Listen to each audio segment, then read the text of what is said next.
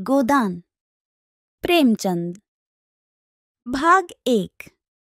होरीराम ने दोनों बैलों को सानी पानी देकर अपनी स्त्री धनिया से कहा, गोबर को ऊँक घोड़ने भेज देना, मैं न जाने कब लौटूं, जरा मेरी लाठी दे दे। धनिया के दोनों हाथ गोबर से भरे थे, उपले पाट कर आई थी।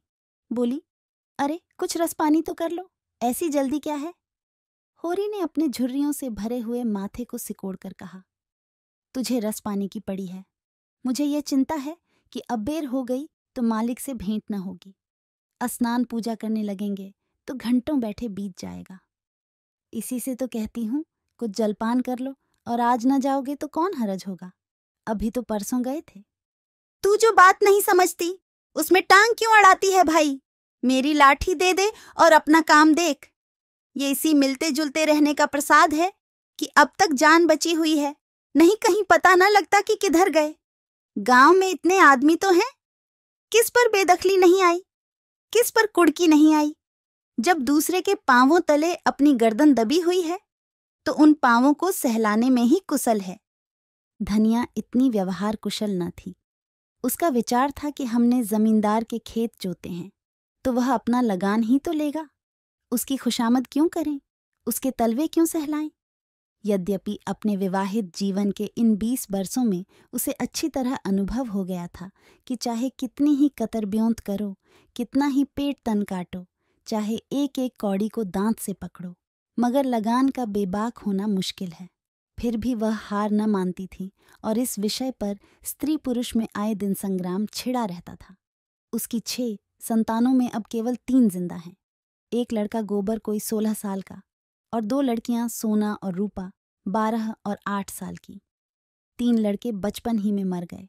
उसका मन आज भी कहता था अगर उनकी दवा दवाई होती तो वे बच जाते, पर वह एक धेले की दवा भी न मंगवा सकी थी। उसकी ही उम्र अभी क्या थी, 36वां ही साल तो था, पर सारे बाल पक गए थे, चेहरे पर झुर्रियां पड़ गई थीं, सारी देह ढल गई थी।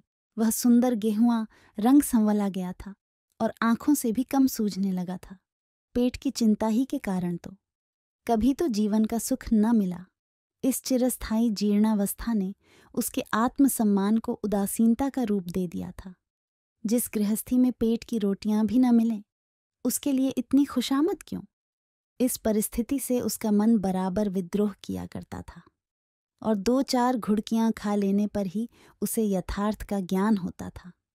उसने परास्त होकर होरी की लाठी, मिर्जई, जूते, पगड़ी और तमाखू का बटुआ लाकर सामने पटक दिए। होरी ने उसकी ओर आंखें तरेर कर कहा, क्या ससुराल जाना है जो 5 पोशाक लाई है। ससुराल में भी तो कोई जवान साली सलहज नहीं बैठी है जिसे जाकर दिखाऊं। होरी के गहरे सांवले पिचके हुए चेहरे पर मुस्कुराहट की मृदुता झलक पड़ी। धनिया ने लजाते हुए कहा, ऐसे ही बड़े सजीले जवान हो कि साली सलहजें तुम्हें देखकर रीझ जाएंगी। होरी ने फटी हुई मिर्जई को बड़ी सावधानी से तह करके खाट पर रखते हुए कहा, तो क्या तू समझती है मैं बूढ़ा हो गया, अभी तो 40 भी नहीं हुए। मर्द 60 पर पाठे होते हैं। जाकर शीशे में मुंह देखो, तुम जैसे मर्द 60 पर पाठे नहीं होते। दूध घी अंजन लगाने तक को तो मिलता नहीं, पाठे होंगे। तुम्हारी दशा देख देख कर तो मैं और भी सूखी जाती हूं कि भगवान यह बुढ़ापा कैसे कटेगा, किसके द्वार पर भीख मांगेंगे। होरी की वह क्षणिक मृदुता यथार्थ की इस आंच में झुलस गई। लकड़ी संभलता हुआ बोला, 60 तक पहुंचने की नौबत न आने पाएगी धनिया, इसके पहले ही चल देंगे। धनिया ने तिरस्कार किया, अच्छा रहने दो, मत अशुभ मुंह से निकालो। तुमसे कोई अच्छी बात भी कहे तो लगते हो कोसने। होरी कंधों पर लाठी रखकर घर से निकला तो धनिया द्वार पर खड़ी उसे देर तक देखती रही। उसके इन निराशा भरे शब्दों ने धनिया के चोट खाए हुए हृदय में आतंकमय कंपन सा डाल दिया था। वह जैसे अपने नारीत्व के संपूर्ण तप और व्रत से अपने पति को अभयदान दे रही थी। उसके अंतकरण से जैसे आशीर्वादों का व्यूह सा निकलकर होरी को अपने अंदर छिपाए लेता था। विपन्नता के इस अथाह सागर में सुहाग ही वह तृण था जिसे पकड़े हुए वह सागर को पार कर रही थी। इन असंगत शब्दों ने यथार्थ के निकट होने पर भी मानो झटका देकर उसके हाथ से वह तिनके का सहारा छीन लेना चाहा। बल्कि यथार्थ के निकट होने के कारण ही उनमें इतनी वेदना शक्ति आ गई थी। काना कहने से काने को जो दुख होता है वह क्या दो आंखों वाले आदमी को हो सकता है। होरी कदम बढ़ाए चला जाता था। पगडंडी के दोनों ओर ऊख के पौधों की लहराती हुई हरियाली देखकर उसने मन में कहा, भगवान कहीं गांव से बरखा कर दे और डांडी भी सुभीते से रहे तो एक गाय जरूर लेगा। देसी गाय तो न दूध दे न उनके बछवे ही किसी काम के हों, बहुत हुआ तो तेली के कोल्हू में चले। नहीं, वह पछाई गाय लेगा, उसकी खूब सेवा करेगा, कुछ नहीं तो 4-5 सेर दूध होगा। गोबर दूध के लिए तरस तरस रह जाता है, इस उम्र में न खाया पिया तो फिर कब खाएगा। साल भर भी दूध पी ले तो देखने लायक हो जाए, बछवे भी अच्छे बैल निकलेंगे, 200 से कम की गौई न होगी, फिर गऊ से ही तो द्वार की शोभा है। सवेरे सवेरे गऊ के दर्शन हो जाएं तो क्या कहना, न जाने कब यह साध पूरी होगी, कब वह शुभ दिन आएगा। हर एक गृहस्थ की भांति होरी के मन में भी गऊ की लालसा चिरकाल से संचित चली आती थी। यही उसके जीवन का सबसे बड़ा स्वप्न, सबसे बड़ी साध थी। बैंक के सूद से चैन करने या जमीन खरीदने या महल बनवाने की विशाल आकांक्षाएं उसके नन्हे से हृदय में कैसे समातीं। जेठ का सूर्य आमों के झुरमुट से निकलकर आकाश पर छाई हुई लालिमा को अपने रजत प्रताप से तेज प्रदान करता हुआ ऊपर चढ़ रहा था और हवा में गर्मी आने लगी थी। दोनों ओर खेतों में काम करने वाले किसान उसे देखकर राम राम करते और सम्मान भाव से चिलम पीने का निमंत्रण देते थे। पर होरी को इतना अवकाश कहाँ था। उसके अंदर बैठी हुई सम्मान लालसा ऐसा आदर पाकर उसके सूखे मुख पर गर्व की झलक पैदा कर रही थी। मालिकों से मिलते जुलते रहने ही का तो ये प्रसाद है कि सब उसका आदर करते हैं। नहीं, उसे कौन पूछता। 5 बीघे के किसान की बिसात ही क्या। यह कम आदर नहीं है कि 3-3, 4-4 हल वाले महतो भी उसके सामने सिर झुकाते हैं। अब वह खेतों के बीच की पगडंडी छोड़कर एक खलेटी में आ गया था, जहां बरसात में पानी भर जाने के कारण तरी रहती थी और जेठ में कुछ हरियाली नजर आती थी। आसपास के गांवों की गुएं यहां चरने आया करती थीं। उस उमस में भी यहाँ की हवा में कुछ ताजगी और ठंडक थी। होरी ने 2-3 सांसें जोर से लीं। उसके जी में आया, कुछ देर यहीं बैठ जाए, दिन भर तो लू लपट में मरना है ही। कई किसान इस गड्ढे का पट्टा लिखाने को तैयार थे, अच्छी रकम देते थे। पर ईश्वर भला करे राय साहब का कि उन्होंने साफ कह दिया, यह जमीन जानवरों की चराई के लिए छोड़ दी गई है और किसी दाम पर भी न उठाई जाएगी। कोई स्वार्थी जमींदार होता तो कहता, गायें जाएं भाड़ में, हमें रुपए मिलते हैं, क्यों छोड़ें। पर राय साहब अभी तक पुरानी मर्यादा निभाते आते हैं। जो मालिक प्रजा को न पाले वह भी कोई आदमी है। सहसा उसने देखा, भोला अपनी गाय लिए इसी तरफ चला आ रहा है। भोला इसी गांव से मिले हुए पूर्वे का ग्वाला था और दूध मक्खन का व्यवसाय करता था। अच्छा दाम मिल जाने पर कभी कभी किसानों के हाथ गायें बेच भी देता था। होरी का मन उन गायों को देखकर ललचा गया। अगर भोला वह आगे वाली गाय उसे दे तो क्या कहना, रुपए आगे पीछे देता रहेगा। वह जानता था घर में रुपए नहीं हैं, अभी तक लगान नहीं चुकाया जा सका। बिसेसर साह का देना भी बाकी है, जिस पर आने रुपए का सूद चढ़ रहा है।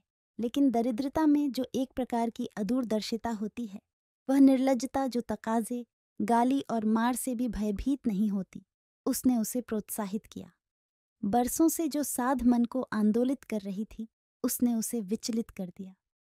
भोला के समीप जाकर बोला, राम राम भोला भाई, कहो क्या रंग ढंग है। सुना अब की मेले से नई गायें लाए हो। भोला ने रूखाई से जवाब दिया। होरी के मन की बात उसने ताड़ ली थी। हाँ, 2 बछियां और 2 गायें लाया।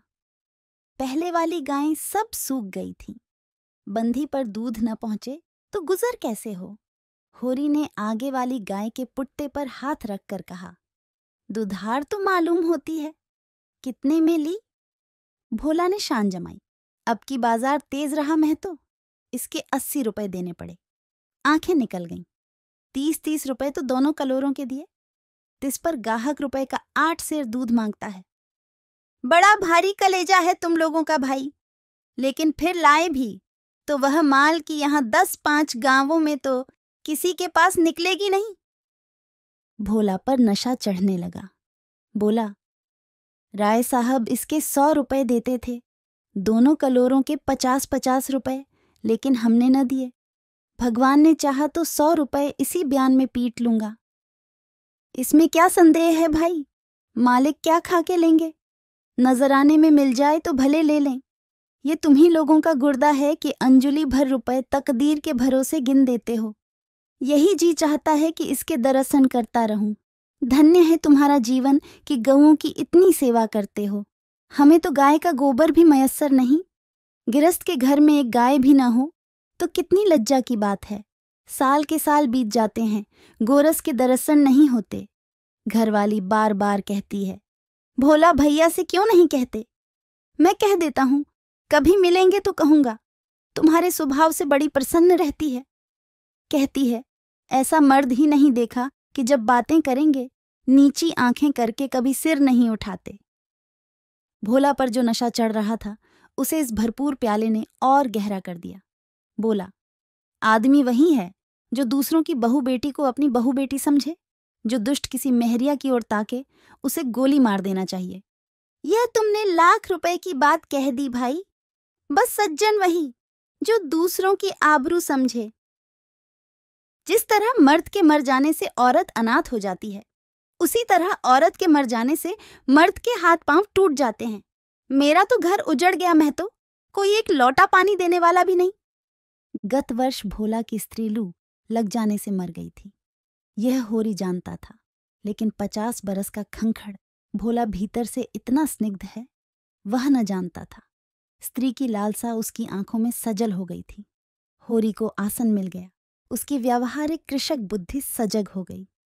पुरानी मसल झूठी थोड़े है, बिन घरनी घर भूत का डेरा, कहीं सगाई क्यों नहीं ठीक कर लेते? ताक में हूं मैं तो, पर कोई जल्दी फंसता नहीं। 150 खर्च करने को भी तैयार हूं, जैसी भगवान की इच्छा। अब मैं भी फिराक में रहूंगा। भगवान चाहेंगे तो जल्दी घर बस जाएगा। बस यही समझ लो कि उबर जाऊंगा भैया। घर में खाने को भगवान का दिया बहुत है। 4 पसेरी रोज दूध हो जाता है, लेकिन किस काम का? मेरे ससुराल में एक मेहरिया है, 3-4 साल हुए उसका आदमी उसे छोड़कर कलकत्ते चला गया। बेचारी पिसाई करके गुजारा कर रही है। बाल बच्चा भी कोई नहीं, देखने सुनने में अच्छी है। बस लक्ष्मी समझ लो। भोला का सिकुड़ा हुआ चेहरा जैसे चिकना गया। आशा में कितनी सुधा है। बोला, अब तो तुम्हारा ही आसरा है महतो। छुट्टी हो तो चलो, एक दिन देख आएं। मैं ठीक ठाक करके तब तुमसे कहूंगा। बहुत उतावली करने से भी काम बिगड़ जाता है। जब तुम्हारी इच्छा हो तब चलो। उतावली काहे की? इस कब्री पर मन ललचाया हो तो ले लो। यह गाय मेरे मान की नहीं है दादा। मैं तुम्हें नुकसान नहीं पहुंचाना चाहता। अपना धर्म यह नहीं है कि मित्रों का गला दबाएं। जैसे इतने दिन बीते हैं वैसे और भी बीत जाएंगे। तुम तो ऐसी बातें करते हो होरी जैसे हम तुम दो हैं। तुम गाय ले जाओ, दाम जो चाहे देना। जैसे मेरे घर रही वैसे तुम्हारे घर रही। 80 रुपए में ली थी, तुम 80 रुपए ही देना। जाओ। लेकिन मेरे पास नगद नहीं है दादा, समझ लो। तो तुमसे नगद मांगता कौन है भाई? होरी की छाती गज भर की हो गई। 80 रुपए में गाय महंगी न थी। ऐसा अच्छा डील डॉल, दोनों जून में 6-7 सेर दूध, सीधी ऐसी कि बच्चा भी दूह ले। इसका तो एक एक बाछा 100-100 का होगा। द्वार पर बंधेगी तो द्वार की शोभा बढ़ जाएगी। उसे अभी कोई 400 रुपए देने थे, लेकिन उधार को वह एक तरह से मुफ्त समझता था। कहीं भोला की सगाई ठीक हो गई तो 1-2 साल तो वह बोलेगा भी नहीं। सगाई न भी हुई तो होरी का क्या बिगड़ता है? यही तो होगा, भोला बार बार तगादा करने आएगा, बिगड़ेगा, गालियां देगा। लेकिन होरी को इसकी ज्यादा शर्म न थी। इस व्यवहार का वह आदी था। कृषक के जीवन का तो यह प्रसाद है। भोला के साथ वह छल कर रहा था और यह व्यापार उसकी मर्यादा के अनुकूल न था। अब भी लेन देन में उसके लिए लिखा पढ़ी होने और न होने में कोई अंतर न था। सूखे बूढ़े की विपदाएं उसके मन को भीरू बनाए रहती थीं। ईश्वर का रुद्र रूप सदैव उसके सामने रहता था, पर यह छल उसकी नीति में छल न था। यह केवल स्वार्थ सिद्धि थी, और यह कोई बुरी बात न थी। इस तरह का छल तो वह दिन रात करता रहता था। घर में 2-4 रुपए पड़े रहने पर भी महाजन के सामने कस्में खा जाता था कि एक पाई भी नहीं है। सन को कुछ गीला कर देना और रुई में कुछ बिनौले भर देना उसकी नीति में जायज था, और यहाँ तो केवल स्वार्थ न था, थोड़ा सा मनोरंजन भी था।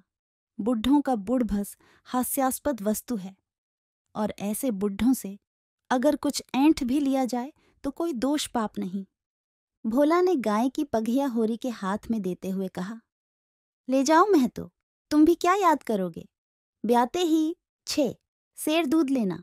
चलो, मैं तुम्हारे घर तक पहुंचा दूं। शायद तुम्हें अनजान समझकर रास्ते में कुछ दिक करे। अब तुमसे सच कहता हूं, मालिक 90 रुपए देते थे, पर उनके यहाँ गौएं की क्या कदर। मुझसे लेकर किसी हाकिम हुक्काम को दे देते। हाकिमों को गऊ की सेवा से मतलब?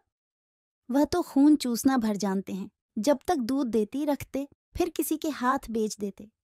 किसके पल्ले पड़ती कौन जाने। रुपया ही सब कुछ नहीं है भैया, कुछ अपना धर्म भी तो है। तुम्हारे घर आराम से रहेगी तो यह न होगा कि तुम आप खाकर सो रहो और गऊ भूखी खड़ी रहे। उसकी सेवा करोगे, प्यार करोगे, चुमकारोगे, गऊ हमें आशीर्वाद देगी। तुमसे क्या कहूं भैया, घर में चंगुल भर भी भूसा नहीं रहा। रुपए सब बाजार में निकल गए। सोचा था महाजन से कुछ लेकर भूसा ले लेंगे, लेकिन महाजन का पहला ही नहीं चुका। उसने इनकार कर दिया। इतने जानवरों को क्या खिलाएं, यही चिंता मारे डालती है। चुटकी चुटकी भर खिलाऊं तो मन भर रोज का खर्च है। भगवान ही पार लगाएं तो लगे। होरी ने सहानुभूति के स्वर में कहा, तुमने हमसे पहले क्यों नहीं कहा? हमने एक गाड़ी भूसा बेच दिया। भोला ने माथा ठोक कर कहा, इसीलिए नहीं कहा। भैया कि सबसे अपना दुख क्यों रोऊं? बांटता कोई नहीं, हंसते सब हैं। जो गायें सूख गई हैं उनका गम नहीं, पत्ती सत्ती खिलाकर जिला लूंगा। लेकिन अब यह तो रातें बिना नहीं रह सकती। हो सके तो 10-20 रुपए भूसे के लिए दे दो। किसान पक्का स्वार्थी होता है, इसमें संदेह नहीं। उसकी गांठ से रिश्वत के पैसे बड़ी मुश्किल से निकलते हैं। भाव ताव में भी वह चौकस होता है। ब्याज की एक एक पाई छुड़ाने के लिए वह महाजन की घंटों चिरौरी करता है। जब तक पक्का विश्वास न हो जाए वह किसी के फुसलाने में नहीं आता। लेकिन उसका संपूर्ण जीवन प्रकृति से स्थायी सहयोग है। वृक्षों में फल लगते हैं, उन्हें जनता खाती है। खेती में अनाज होता है, वह संसार के काम आता है। गाय के थन में दूध होता है, वह खुद पीने नहीं जाती, दूसरे ही पीते हैं। मेघों से वर्षा होती है, उससे पृथ्वी तृप्त होती है। ऐसी संगति में कुत्सित स्वार्थ के लिए कहाँ स्थान।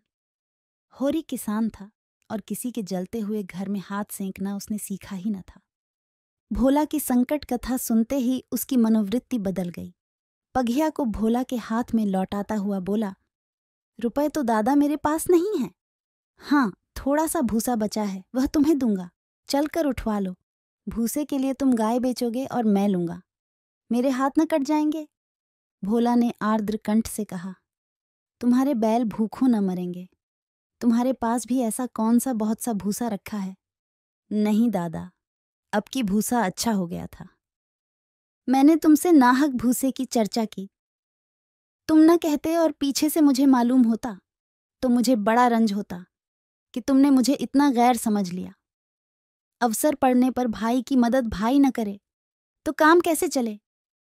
मुदा यह गाय तो लेते जाओ। अभी नहीं दादा, फिर ले लूंगा। तो भूसे के दाम दूध में कटवा लेना। होरी ने दुखित स्वर में कहा, दाम कौड़ी की इसमें कौन बात है दादा? मैं 1-2 जून तुम्हारे घर खा लूं तो तुम मुझसे दाम मांगोगे।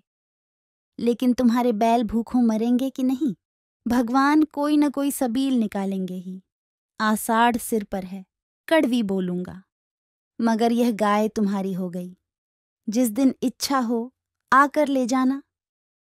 किसी भाई का लिलाम पर चढ़ा हुआ बैल लेने में जो पाप है वह इस समय तुम्हारी गाय लेने में है। होरी में बाल की खाल निकालने की शक्ति होती तो वह खुशी से गाय लेकर घर की राह लेता।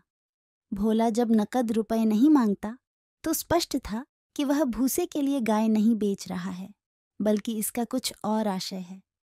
लेकिन जैसे पत्तों के खड़कने पर घोड़ा अकारण ही ठिठक जाता है और मारने पर भी आगे कदम नहीं उठाता, वही दशा होरी की थी। संकट की चीज लेना पाप है, यह बात जन्म जन्मांतरों से उसकी आत्मा का अंश बन गई थी। भोला ने गदगद कंठ से कहा, तो किसी को भेज दूं भूसे के लिए? होरी ने जवाब दिया, अभी मैं राय साहब की ड्योढ़ी पर जा रहा हूं, वहां से घड़ी भर में लौटूंगा, तभी किसी को भेजना। भोला की आंखों में आंसू भर आए। बोला, तुमने आज मुझे उबार लिया होरी भाई। मुझे अब मालूम हुआ कि मैं संसार में अकेला नहीं हूं, मेरा भी कोई हितु है। एक क्षण के बाद उसने फिर कहा, उस बात को भूल न जाना। होरी आगे बढ़ा तो उसका चित्त प्रसन्न था। मन में एक विचित्र स्फूर्ति हो रही थी। क्या हुआ, 10-5 मन भूसा चला जाएगा। बेचारे को संकट में पड़कर अपनी गाय तो न बेचनी पड़ेगी। जब मेरे पास चारा हो जाएगा तब गाय खोल लाऊंगा। भगवान करे मुझे कोई मेहरिया मिल जाए, फिर तो कोई बात ही नहीं। उसने पीछे फिर कर देखा। कबरी गाय पूंछ से मक्खियां उड़ाती, सिर हिलाती, मस्तानी मंद गति से झूमती चली जाती थी, जैसे बांदियों के बीच में कोई रानी हो। कैसा शुभ होगा वह दिन जब यह कामधेनु उसके द्वार पर बंधेगी। भाग दो। सेमरी और बेलारी दोनों अवध प्रांत के गांव हैं। जिले का नाम बताने की कोई जरूरत नहीं। होरी बेलारी में रहता है, राय साहब अमरपाल सिंह सेमरी में। दोनों गांवों में केवल 5 मील का अंतर है।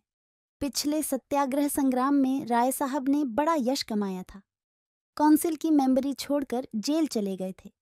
तब से उनके इलाके के असामियों को उनसे बड़ी श्रद्धा हो गई थी। यह नहीं कि उनके इलाके में असामियों के साथ कोई खास रियायत की जाती हो या डांड और बेगार की कड़ाई कुछ कम हो, मगर यह सारी बदनामी मुख्तारों के सिर जाती थी। राय साहब की कीर्ति पर कोई कलंक न लग सकता था।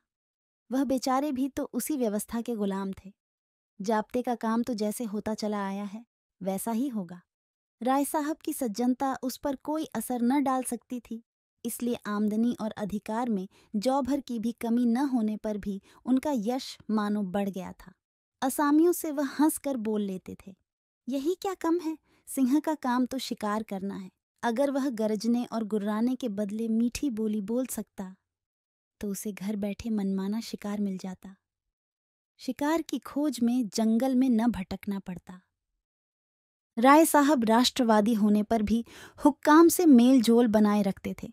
उनकी नजरें और डालियां और कर्मचारियों की दस्तूरियां जैसी की तैसी चली आती थीं। साहित्य और संगीत के प्रेमी थे, ड्रामा के शौकीन, अच्छे वक्ता थे, अच्छे लेखक, अच्छे निशानेबाज। उनकी पत्नी को मरे आज 10 साल हो चुके थे, मगर दूसरी शादी न की थी। हंस बोलकर अपने विधुर जीवन को बहलाते रहते थे। होरी ड्योढ़ी पर पहुंचा तो देखा जेठ के दशहरे के अवसर पर होने वाले धनुष यज्ञ की बड़ी जोरों से तैयारियां हो रही हैं।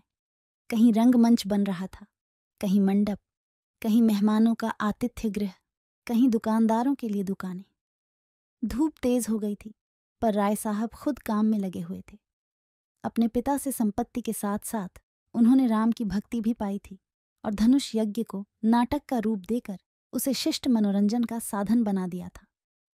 इस अवसर पर उनके यार दोस्त, हाकिम हुक्काम सभी निमंत्रित होते थे और 2-3 दिन इलाके में बड़ी चहल पहल रहती थी। राय साहब का परिवार बहुत विशाल था। कोई 150 सरदार एक साथ भोजन करते थे। कई चचा थे, दर्जनों चचेरे भाई, कई सगे भाई, 20 नाते के भाई। एक चचा साहब राधा के अनन्य उपासक थे और बराबर वृंदावन में रहते थे। भक्ति रस के कितने ही कवित्त रच डाले थे और समय समय पर उन्हें छपवा कर दोस्तों की भेंट कर देते थे। एक दूसरे चचा थे जो राम के परम भक्त थे और फारसी भाषा में रामायण का अनुवाद कर रहे थे। रियासत से सबक वजीफे बंधे हुए थे।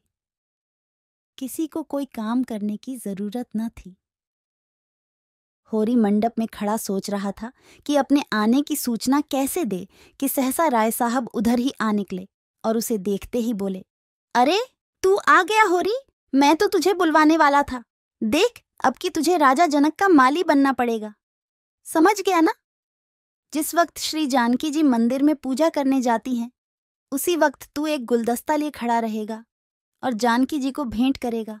गलती न करना और देख, असामियों से ताकीद करके यह कह देना कि सब के सब शगुन करने आए। मेरे साथ कोठी में आ, तुझसे कुछ बातें करनी है।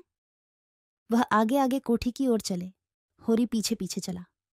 वहीं एक घने वृक्ष की छाया में एक कुर्सी पर बैठ गए और होरी को जमीन पर बैठने का इशारा करके बोले, समझ गया मैंने क्या कहा? कारकुन को तो जो कुछ करना है वह करेगा ही, लेकिन असामी जितने मन से असामी की बात सुनता है, कारकुन की नहीं सुनता। हमें इन्हीं 5-7 दिनों में 20,000 का प्रबंध करना है। कैसे होगा समझ में नहीं आता। तुम सोचते होगे मुझ टके के आदमी से मालिक क्यों अपना दुखड़ा ले बैठे।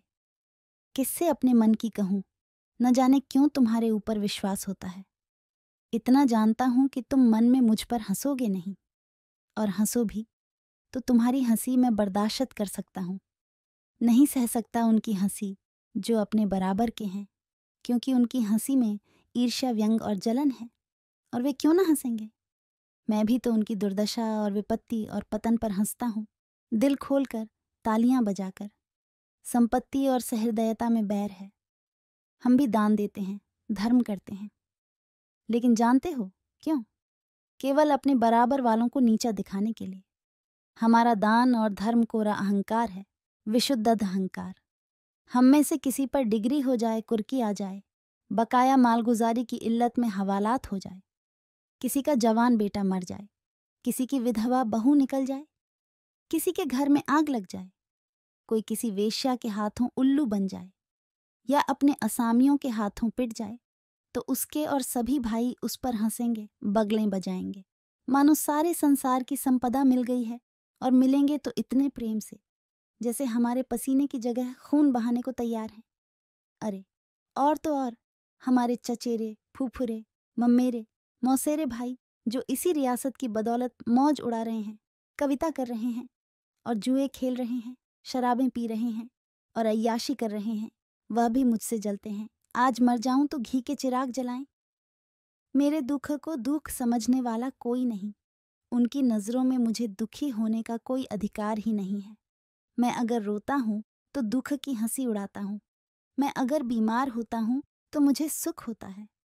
मैं अगर अपना ब्याह करके घर में कलह नहीं बढ़ाता तो यह मेरी नीच स्वार्थपरता है। अगर ब्याह कर लूं तो वह विलासांधता होगी। अगर शराब नहीं पीता तो मेरी कंजूसी है। शराब पीने लगूं तो वह प्रजा का रक्त होगा।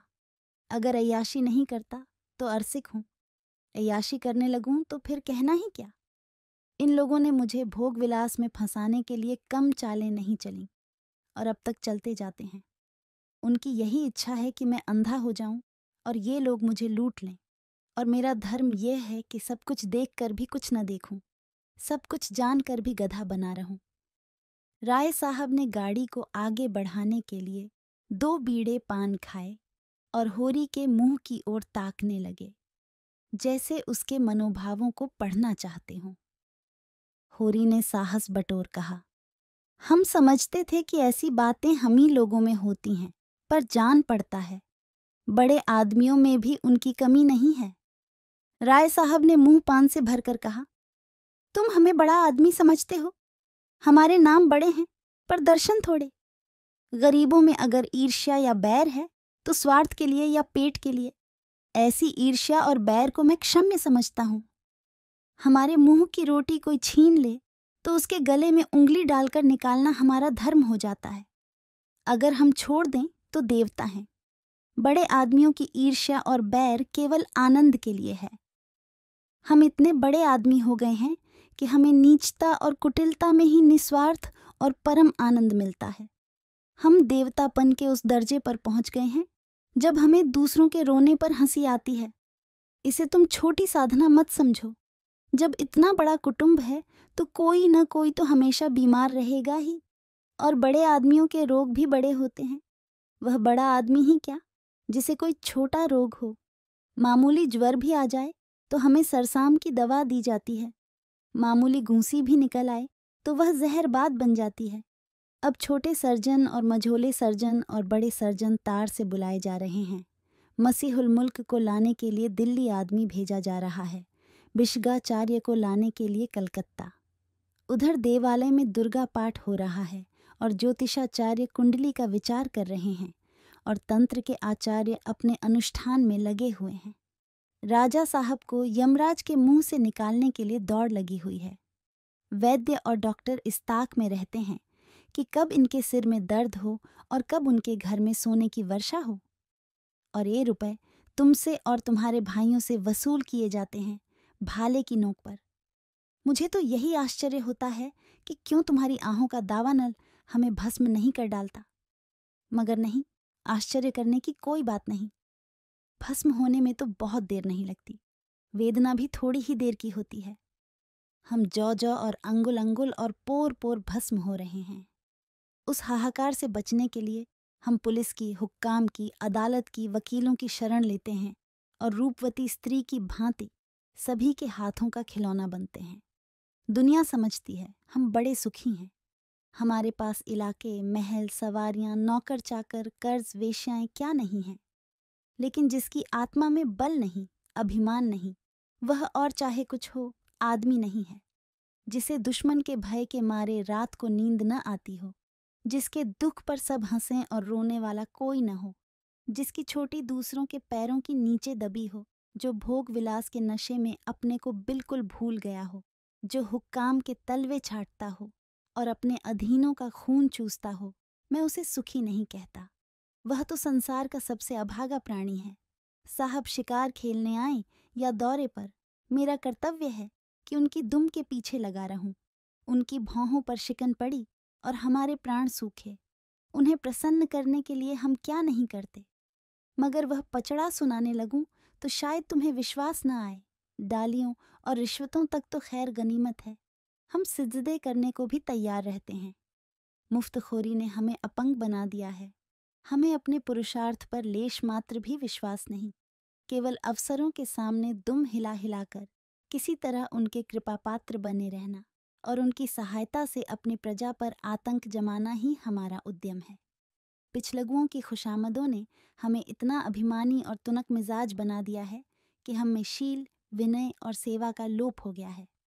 मैं तो कभी कभी सोचता हूँ कि अगर सरकार हमारे इलाके छीनकर हमें अपने रोजी के लिए मेहनत करना सिखा दे तो हमारे साथ महान उपकार करे। और यह तो निश्चय है कि अब सरकार भी हमारी रक्षा न करेगी। हमसे अब उसका कोई स्वार्थ नहीं निकलता। लक्षण कह रहे हैं कि बहुत जल्द हमारे वर्ग की हस्ती मिट जाने वाली है। मैं उस दिन का स्वागत करने को तैयार बैठा हूँ। ईश्वर वह दिन जल्द लाए। वह हमारे उद्धार का दिन होगा। हम परिस्थितियों के शिकार बने हुए हैं। यह परिस्थिति ही हमारा सर्वनाश कर रही है और जब तक संपत्ति की यह बेड़ी हमारे पैरों से न निकलेगी, जब तक यह अभिशाप हमारे सिर पर मंडराता रहेगा, हम मानवता का वह पद न पा सकेंगे जिस पर पहुंचना ही जीवन का अंतिम लक्ष्य है। राय साहब ने फिर गिलौरी दान निकाला और कई गिलौरियां निकालकर मुंह में भर लीं। कुछ और कहने वाले थे कि एक चपरासी ने आकर कहा, सरकार, बेगारों ने काम करने से इनकार कर दिया है। कहते हैं जब तक हमें खाने को न मिलेगा हम काम न करेंगे। हमने धमकाया तो सब काम छोड़कर अलग हो गए। राय साहब के माथे पर बल पड़ गए। आंखें निकाल कर बोले, चलो मैं इन दुष्टों को ठीक करता हूं। जब कभी खाने को नहीं दिया तो आज यह नई बात क्यों? एक आने रोज के हिसाब से मजूरी मिलेगी जो हमेशा मिलती रही है और इस मजूरी पर काम करना होगा, सीधे करें या टेढ़े। फिर होरी की ओर देखकर बोले, तुम अब जाओ होरी, अपने तैयारी करो। जो बात मैंने कही है उसका ख्याल रखना। तुम्हारे गांव से मुझे कम से कम 500 की आशा है। राय साहब झल्लाते हुए चले गए। होरी ने मन में सोचा, अब भी यह कैसी कैसी नीति और धर्म की बातें कर रहे थे और एकाएक इतने गर्म हो गए। सूर्य सिर पर आ गया था। उसके तेज से अभिभूत होकर वृक्ष ने अपना पसार समेट लिया था। आकाश पर मटियाली गर्द छाई हुई थी और सामने की पृथ्वी कांपती हुई जान पड़ती थी। होरी ने अपना डंडा उठाया और घर चला। शगुन के रुपए कहाँ से आएंगे, यही चिंता उसके सिर पर सवार थी।